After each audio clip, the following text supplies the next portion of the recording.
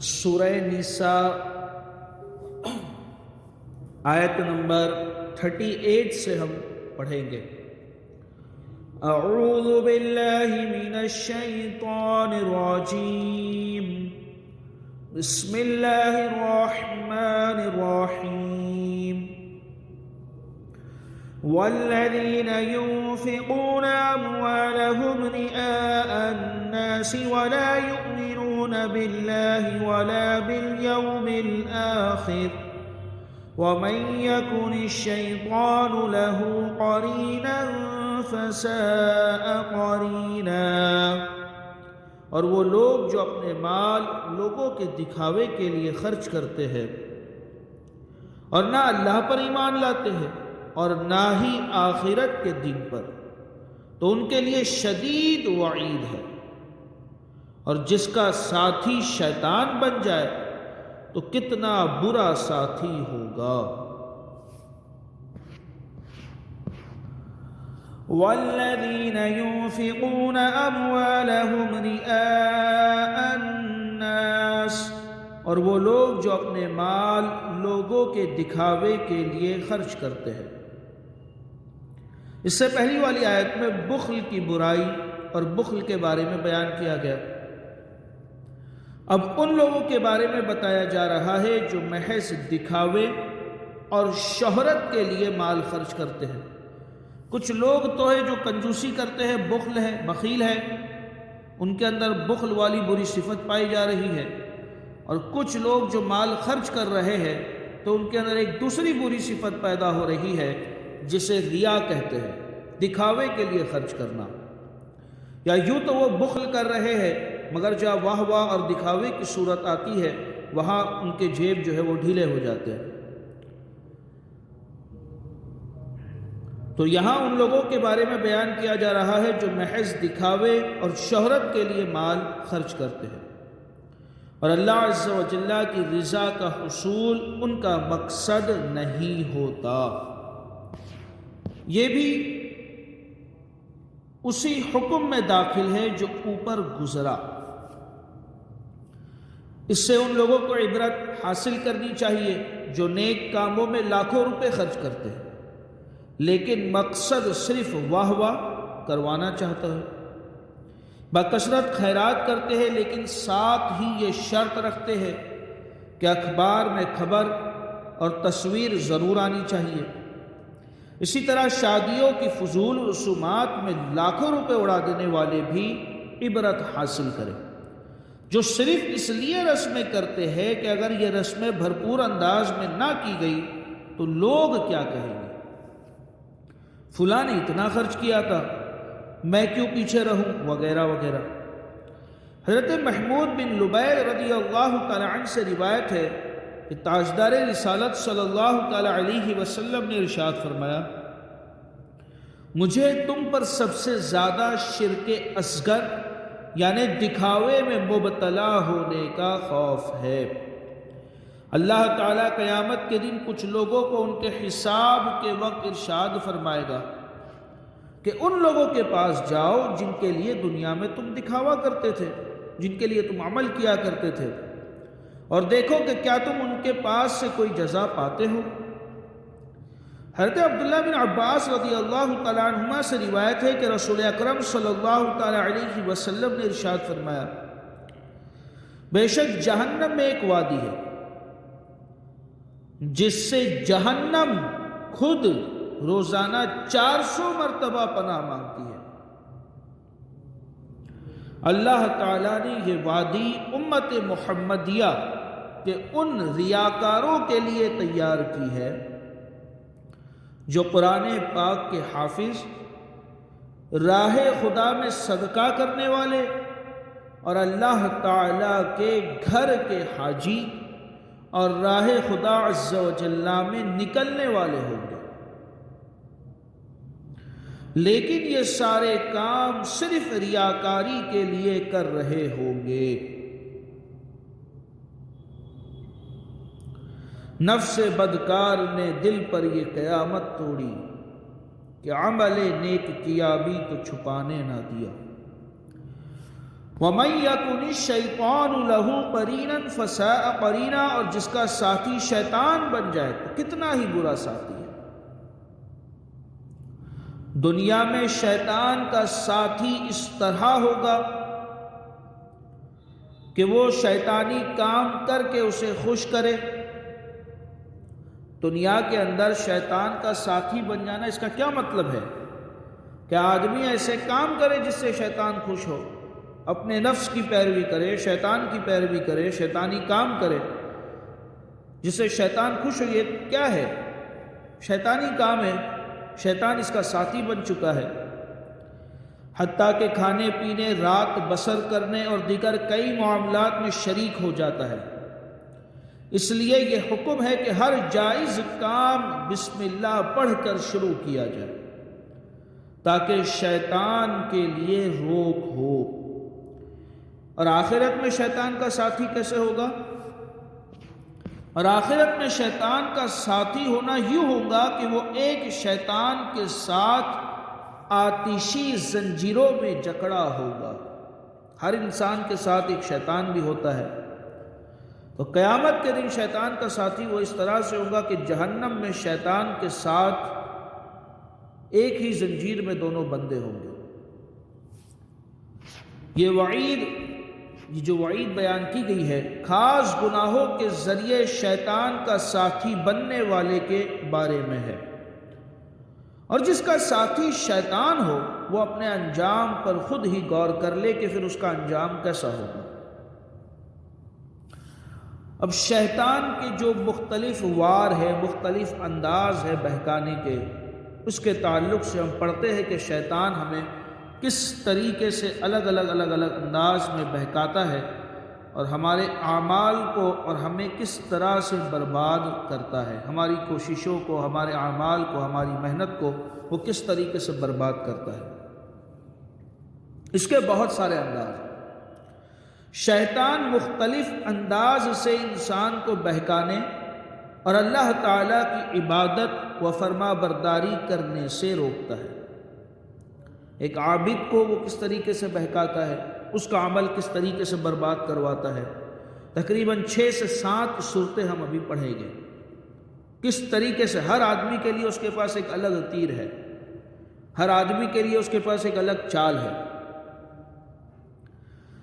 تو سب سے جو عام آدمی ہے، سادہ آدمی ہے، جیسے شیطان پہلے انسان کو اللہ تعالیٰ کی طاعت اور عبادت سے روکتا ہے، یہ تو سب کو معلوم ہے کہ وہ نیکی کرنے سے روکتا ہے۔ اگر اللہ تعالیٰ انسان کو شیطان سے محفوظ کر لیتا ہے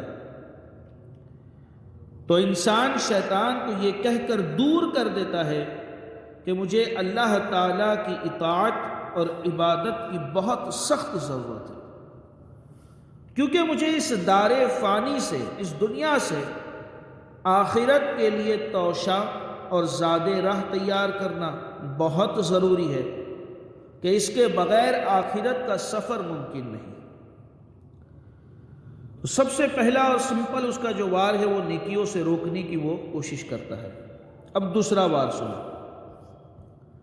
جب انسان شیطان کے اس مکر سے بچ جاتا ہے تو شیطان اسے اس طرح بہکانے اور گمراہ کرنے کی کوشش کرتا ہے کہ وہ اسے عبادت کرنے میں کاہلی اور سستی کا حکم دیتا ہے اور کہتا ہے کل کر لینا، جیسے نمازیں ہم کل پڑھ لیں گے، قضا کر لیں گے، بعد میں پڑھ لیں گے، اور کہتا ہے کہ آج رہنے دو کل کر لینا۔ تو آدمی کو سستی ایک تو یہ ہے کہ وہ پہلے تو عبادت سے روکتا ہے، اگر کسی طریقے سے بندہ جو ہے اللہ کی عطا سے بچ گیا تو اب اس کا جو دوسرا وار چلتا ہے کہ وہ سستی دلاتا ہے۔ جیسے سورہ ملک کل پڑھ لیں گے،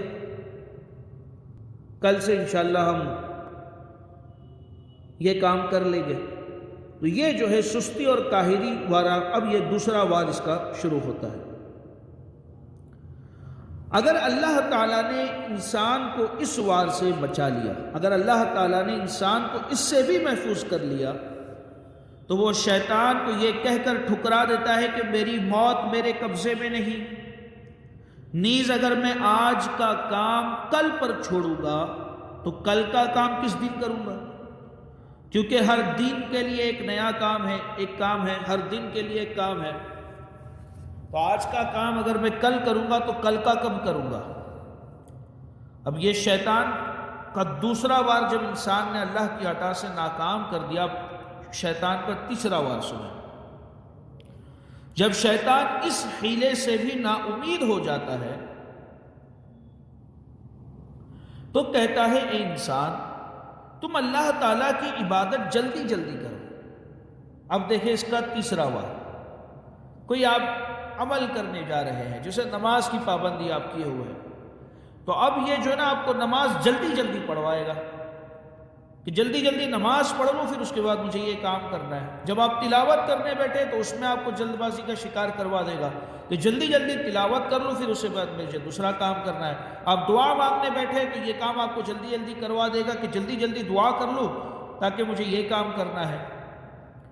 تو دوسرے کام دھیان میں ڈال کے یہ جو عمل آپ کر رہے ہیں اس کے اندر جلد بازی پیدا کر کے اس کی لذت کو ختم کر دیتا ہے۔ تو جب شیطان اس حیلے سے بھی نا امید ہو جاتا ہے تو کہتا ہے اے انسان تم اللہ تعالیٰ کی عبادت جلدی جلدی کرو تاکہ فلاں فلاں کام کے لیے فارغ ہو سکو، تمہارے جو دوسرے کام ہیں وہ تم کر سکو۔ اب اللہ کی عطا سے جب بندہ اس وار سے بھی بچ جاتا ہے، اگر اللہ تعالیٰ انسان کو اس حیلے سے بھی بچا لیتا ہے تو انسان شیطان کو یہ کہہ کر دفع کر دیتا ہے کہ تھوڑی اور کامل عبادت زیادہ مگر ناقص عبادت سے کئی گنا زیادہ بہتر ہے۔ اب شیطان کا تیسرا وار چلا، اللہ کی عطا سے، اللہ کی مدد سے انسان نے جو اس کے تیسرے وار کو بھی ناکام کر دیا۔ اب شیطان کا چوتھا وار سنیں۔ اگر شیطان اس حیلے میں بھی ناکام اور نامراد ہو جاتا ہے تو وہ انسان کو ریاکاری کے ساتھ عبادت کرنے کی ترغیب دیتا ہے۔ اب اسے ریاکار بنانے کی کوشش کرتا ہے۔ اس نے عبادت کرنی ہے، آج کی عبادت آج کرنی ہے، ہر عبادت کو اس نے اس کے وقت پہ بجا لانا ہے اور یہ اچھے انداز میں کرنے والا ہے۔ اب جو ہے چوتھا تیر اس کا چلے گا، وہ یہ ہے کہ اس کو ریاکار بنا۔ اگر شیطان اس حیلے میں بھی ناکام اور نامراد ہو جاتا ہے تو وہ انسان کو ریاکاری کے ساتھ عبادت کرنے کی ترغیب دیتا ہے اور اسے ریاکاری میں مبتلا کرنے کی پوری کوشش کرتا ہے۔ اللہ تعالیٰ کی مدد شامل حال رہی اور انسان اس سے بھی بچ گیا۔ اگر انسان اللہ تعالیٰ کی مدد سے اس حیلے سے محفوظ ہو گیا تو وہ یہ کہہ کر ریاکاری کے وسوسے کو ٹھکرا دیتا ہے کہ میں کسی اور کی نمائش اور دکھاوے کے لیے عبادت کیوں کروں، کیا اللہ تعالیٰ کا دیکھ لینا میرے لیے کافی نہیں؟ تو جب شیطان اپنے اس ہتھ کنڈے سے بھی ناکام ہو جاتا ہے تو اب اس کا نیا وار، پانچواں وار، جو ریاکاری سے بھی بچ گیا، اللہ کی عبادت وہ کر رہا ہے اور وقت پر بجا لا رہا ہے، اچھے انداز میں کر رہا ہے، ریاکاری سے بچتے ہوئے کر رہا ہے۔ اب یہ جو وار ہے اس میں اکثر لوگ آ کے اس جال میں اکثر لوگ پھنس جاتے ہیں۔ اب وہ نیا وار یہ کرتا ہے کہ وہ انسان کو خود پسندی میں مبتلا کرنے کی کوشش کرتا ہے۔ کہہ رہے میں تو ریاکاری سے بھی بچنے کی کوشش کر رہا ہوں، میں تو لوگوں سے چھپا کر کے عمل کر رہا ہوں، میں اتنا نیک ہوں، میں نے یہ اعمال کر لیے۔ اب یہ اس کو خود پسندی کا شکار بنا رہا ہوتا ہے۔ تو وہ انسان کو خود پسندی میں مبتلا کرنے کی کوشش کرتا ہے اور کہتا ہے کہ تم کتنے عمدہ کام کیا۔ شیطان جو اس کے دل میں یہ خیالات ڈالتا ہے کہ تم نے کتنا عمدہ کام کیا، کتنے روزے رکھ لیے، 3 مہینے سے روزے رکھ رہے ہو، تم نے پوری رات جاگ کر عبادت کری، تم نے اتنے غریبوں کی مدد کی۔ اسے خود پسندی میں مبتلا کر رہا ہے۔ اور تم نے کتنی زیادہ شب بیداری کی، تم نے رشتہ داروں کے ساتھ کتنا اچھا سلوک کیا۔ اگر انسان اللہ تعالیٰ کے فضل و کرم سے اس بار بھی محفوظ رہا اس وار کو بھی اس نے ناکام بنا دیا، اس بار بھی محفوظ رہا اور خود پسندی میں مبتلا ہونے سے بچ گیا، تو وہ شیطان کے اس وسوسے کو یہ کہہ کر رد کر دیتا ہے کہ مجھ میں کوئی خوبی اور بزرگی نہیں، یہ تو سب اللہ تعالیٰ کا احسان عظیم ہے کہ اس نے مجھ جیسے گنہگار کو خاص توفیق عطا فرمائی، اور یہ بھی اسی کا فضل اور یہ بھی اسی کا کرم ہے کہ اس نے میری حقیر اور ناقص عبادت کو شرف قبولیت عطا فرمایا۔ اب اللہ کی عطا سے بندہ اگر بچ جائے تو بندہ یہ کہہ کر کے شیطان کے وار کو ٹھکرا دیتا ہے کہ یہ اللہ کی عطا ہے کہ اس نے جو ہے میری عبادت کو قبول فرمایا۔ اگر اس کا فضل و کرم شامل حال نہ ہوتا تو میرے گناہ کے مقابلے میں میری ان عبادتوں کی کیا حیثیت تھی؟ جب شیطان لعین ان تمام تدبیروں سے ناکام ہو جاتا ہے، اب بھی وہ کوشش نہیں ہارا، اب وہ نئی چال چلے گا، ایک نیا تیر استعمال کرے گا، تو پھر یہ حربہ استعمال کرتا ہے جو سب سے زیادہ خطرناک ہے، اور شیطان کے اس حربے سے بہت عقل مند اور ہوشیار دل شخص کے علاوہ کوئی اور نہیں بچ سکتا۔ اب یہ اس کا چھٹا جو ہے نا تیر، 6th۔ چنانچہ شیطان کہتا ہے اے نیک بخت، تو کتنا نیک ہے، تو لوگوں سے چھپ چھپ کر نیکیاں کرنے میں کوششیں کر رہا ہے، اور اللہ تعالیٰ تمہاری ان نیکیوں کو تو اتنی کوششیں کر رہا ہے، اتنے اچھے انداز میں اعمال کر رہا ہے، اب عن قریب اللہ تعالیٰ تیری ان نیکیوں کو تمام لوگوں میں مشہور کر دے گا، تو لوگ تمہیں اللہ تعالیٰ کا مقرب بندہ کہہ کر یاد کیا کریں گے۔ تو کتنے اچھے انداز میں عبادت کر رہا ہے، ہر طرف سے تو شیطان کو ناکام بنا رہا ہے، یہ بھی ایک شیطان کا وار ہے نا، کہ ہر طرف سے تو شیطان کو ناکام کر رہا ہے، اب عن قریب تیری یہ عبادت لوگوں میں ظاہر ہوگی اور لوگوں میں تو اللہ تعالیٰ کا مقرب بندہ کہہ کر کے یاد کیا جائے گا۔ اس طرح شیطان اسے ریاکاری میں مبتلا کرنا چاہتا ہے۔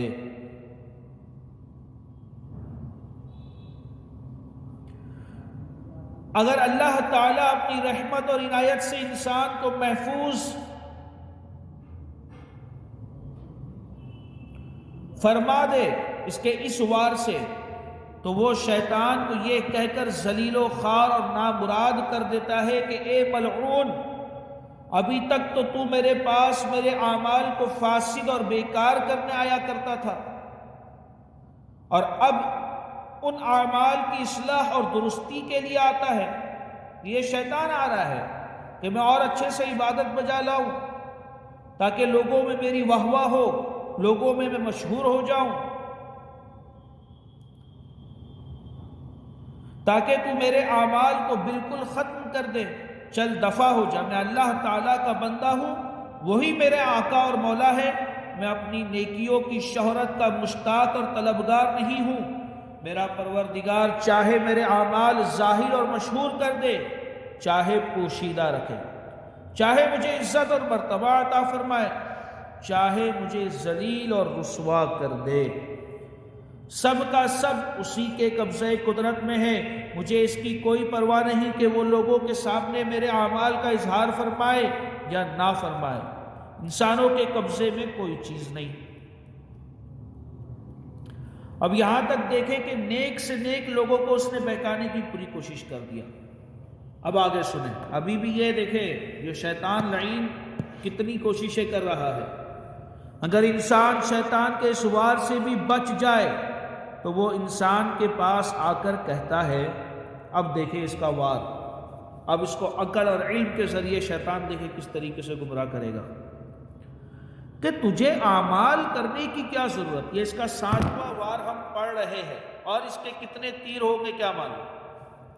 ایک نیک شخص ہے، پڑھا لکھا شخص ہے، عالم دین ہے، اس نے سب ہتھ کنڈے اس کی جو ہے نا دفع کر دیا، اب اس کا نیا وار دیکھیں، کہ تجھے اعمال کرنے کی کیا ضرورت ہے، کیونکہ انسان کے نیک اور بد ہونے کا فیصلہ تو روز اول میں ہو چکا ہے۔ عالم ارواح کے تعلق سے ہم نے پڑھے ہیں، ہے نا؟ تو وہ نیک بخت ہے یا بدبخت ہے، اس کا فیصلہ تو پہلے ہی سے ہی ہو چکا ہے۔ اس دن جو برا ہو گیا وہ برا ہی رہے گا، اور جو اچھا اور نیک ہو گیا وہ نیک ہی رہے گا۔ اس لیے اگر تجھے نیک بخت پیدا کیا گیا ہے تو اعمال کو چھوڑنا تمہارے لیے نقصان دہ نہیں، اور اگر تجھے بدبخت اور شقی پیدا کیا گیا ہے یعنی گنہگار، تو تمہارا عمل تمہیں کوئی فائدہ نہیں پہنچا سکتا۔ اگر تجھے بدبخت پیدا کیا گیا ہے تو اتنی جو کوششیں کر رہا ہے تو آخر میں بدبخت ہی مرے گا، تو کیوں کر رہا ہے؟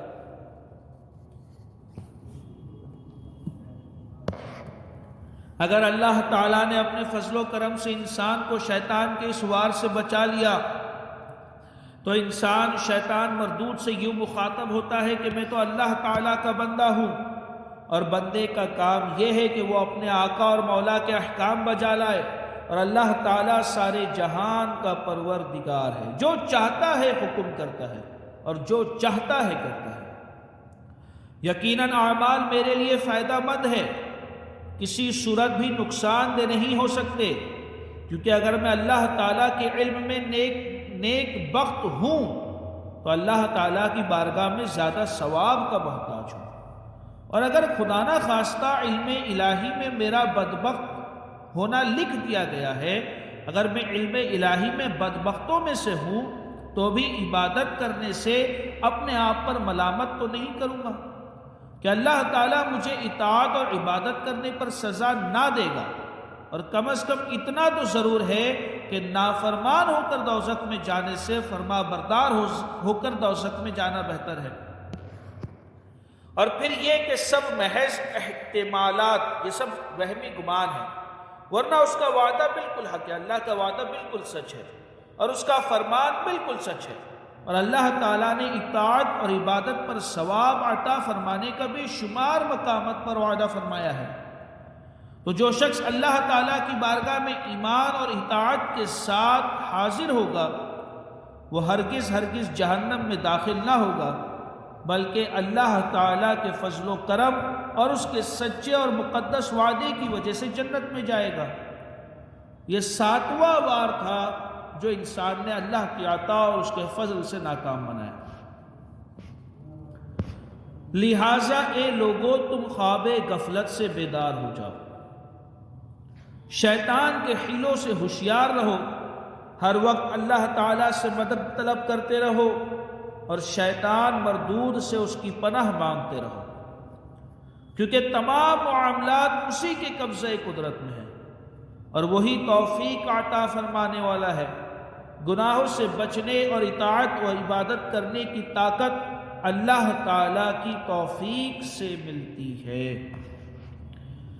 تو ریاکاری کی مذمت اس آیت میں بیان کی گئی کہ شیطان کس طریقے سے جو ہے الگ الگ انداز میں انسان کے اعمال کو برباد کرنے کی کوشش کرتا ہے۔ اللہ تعالیٰ ہمیں ریاکاری سے محفوظ و مامون رکھے۔ کلام پاک کی یہ جو آیت ہے نا، وَامْتَازُوا الْيَوْمَ